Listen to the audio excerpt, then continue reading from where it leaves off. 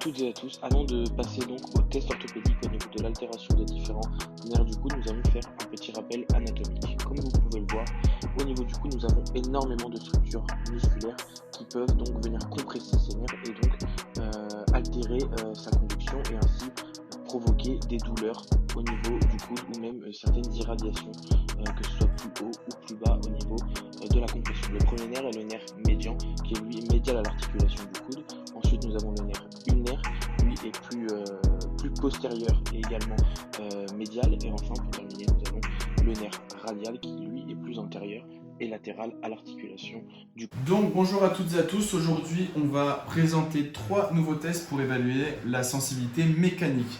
Donc le premier test c'est le test de provocation par pression. Donc là on va se concentrer sur le nerf cubital. Donc on va avoir une flexion de coude à 90 degrés comme ceci. On va venir chercher le tunnel cubital et le nerf cubital qui se retrouve ici à peu près au niveau de la fosse de l'olecranone. Et tout simplement de l'olecrane du coup. De l'olecrane du coup, merci. Désolé pour l'espagnol. Et du coup, on va tout simplement exercer une pression de 60 secondes. Et le test s'apparaît comme positif s'il y a une reproduction des symptômes neurologiques.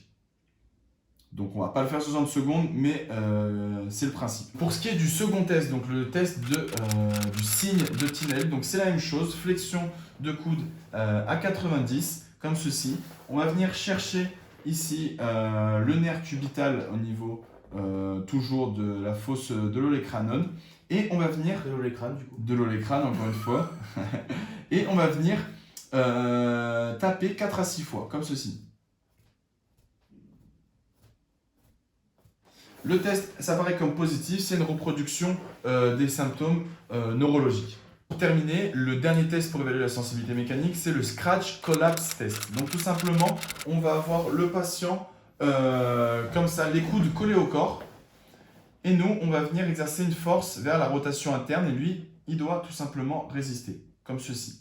Donc voici pour la première partie du test. Et nous, tout simplement, on va venir stimuler à peu près au niveau du tunnel cubital et du nerf cubital, comme ça, avec des petits scratchs. Et on va évaluer une seconde fois sa résistance à la rotation interne. Les coudes bien collés au corps, comme ceci. Et le test apparaît comme positif, c'est une diminution de la force musculaire.